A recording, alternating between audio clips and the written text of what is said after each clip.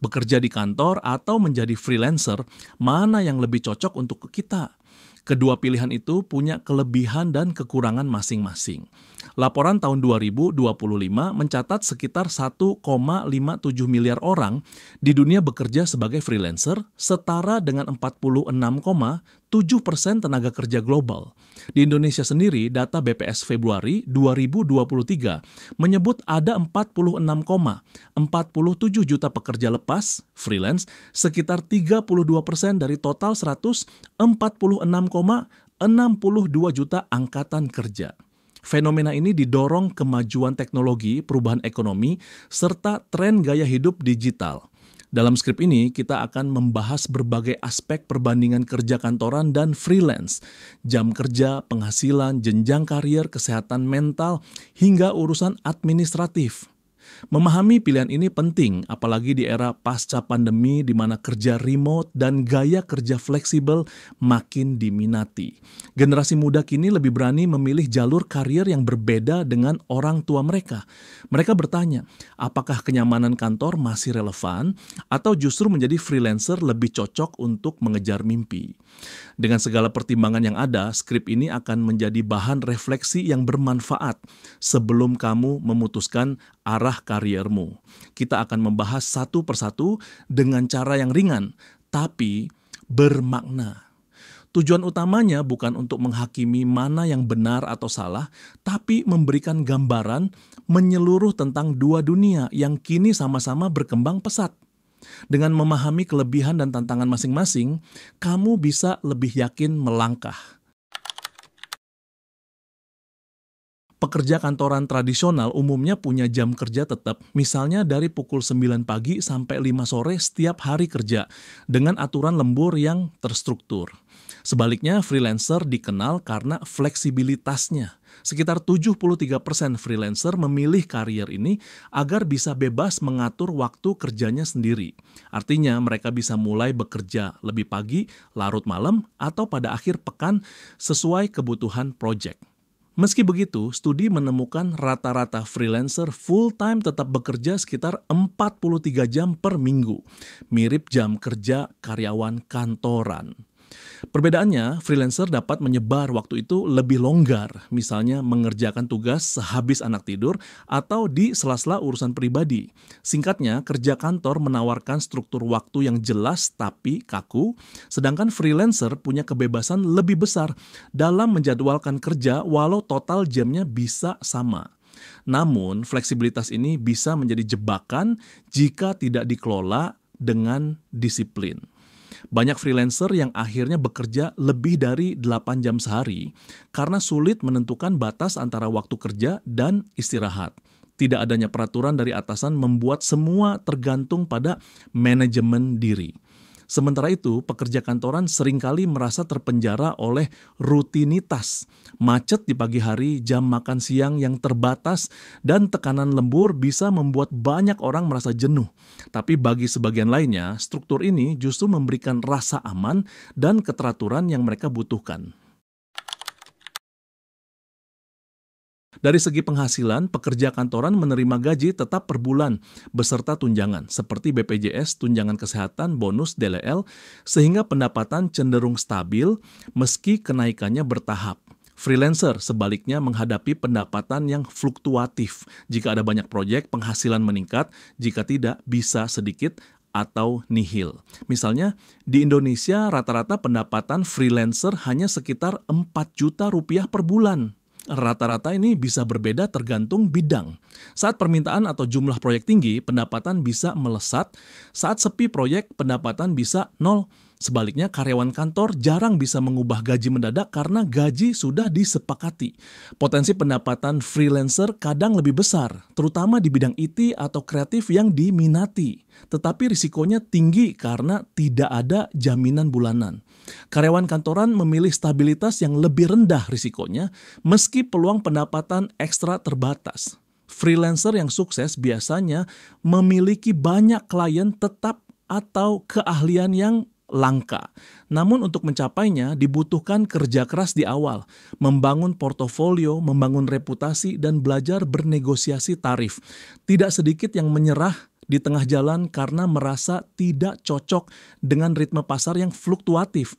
Sementara itu, pekerja kantoran kadang merasa frustasi karena sistem promosi yang lambat. Ada yang sudah bertahun-tahun bekerja, tapi gajinya tidak berubah banyak. Ini membuat sebagian karyawan diam-diam juga melirik peluang freelancer sebagai side job untuk menambah penghasilan.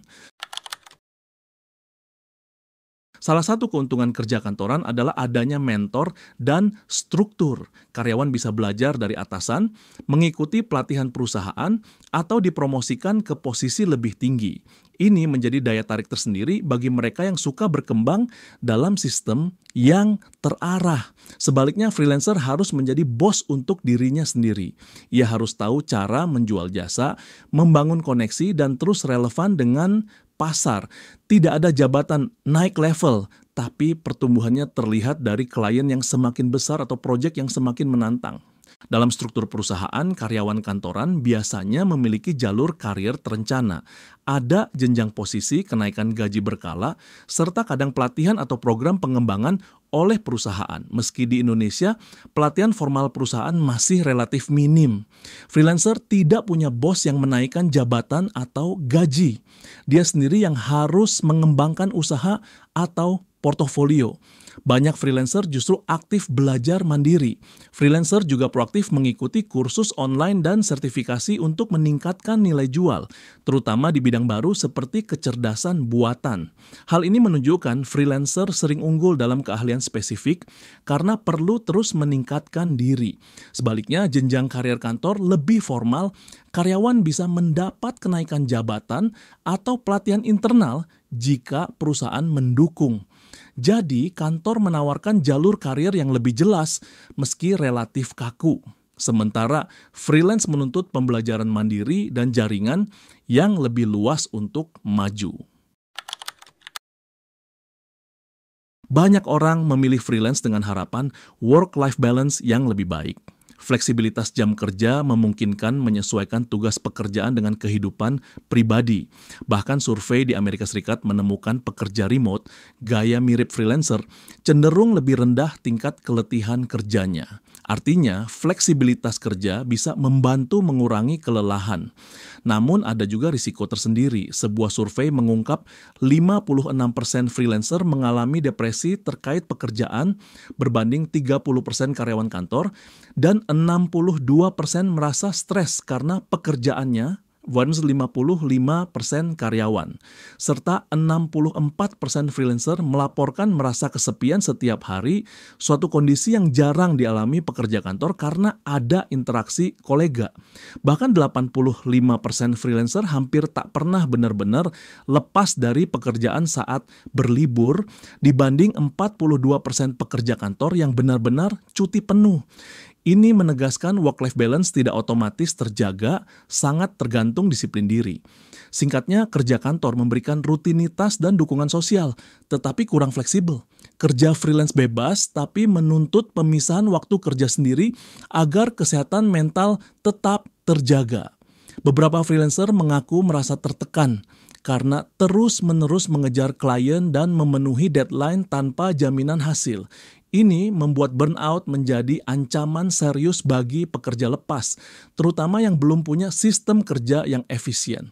Sementara itu, karyawan kantoran yang sehat secara mental biasanya mendapat dukungan dari lingkungan kerja yang positif. Tapi jika lingkungan tidak sehat, justru bisa menjadi sumber stres yang permanen karena tidak bisa memilih rekan kerja atau atasan. Secara administratif, pekerjaan kantor dan freelance juga berbeda. Karyawan kantoran biasanya tidak perlu mengurus pajak dan asuransi sendiri, perusahaan memotong PPh 21 dari gaji dan membayar iuran BPJS Kesehatan maupun ketenaga kerjaan untuk karyawan. Freelancer harus mengurus semua ini sendiri. Jika pemberi kerja tidak melakukan pemotongan, maka freelancer wajib menghitung, membayar, dan melaporkan PPUHIA terutang secara mandiri. Artinya tanggung jawab perpajakan sepenuhnya ada di freelancer. Begitu pula asuransi sosial, freelancer di Indonesia dapat mendaftar BPJS Ketenagakerjaan dan Kesehatan secara mandiri, misalnya melalui program Bukan Penerima Upah (BPU), BPJS Ketenagakerjaan.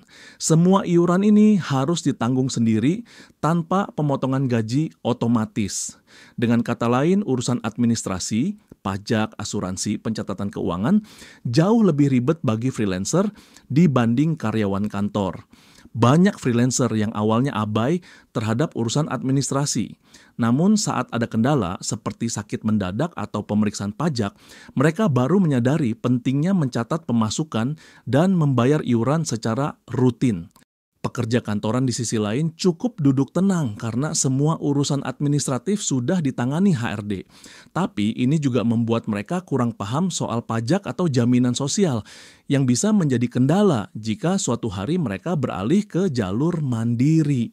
Dari semua aspek di atas tampak bahwa kerja kantoran dan freelance memiliki pro kontra masing-masing. Pekerja kantor umumnya mendapat stabilitas gaji, tunjangan formal seperti BPJS dan cuti berbayar, serta jalur karir yang terarah, namun harus patuh pada aturan jam kerja dan budaya perusahaan. Freelancer menikmati kebebasan waktu, potensi pendapatan lebih besar, serta kontrol penuh terhadap proyek, tetapi mengorbankan kepastian pendapatan, jaminan sosial, dan menghadapi beban administratif tinggi.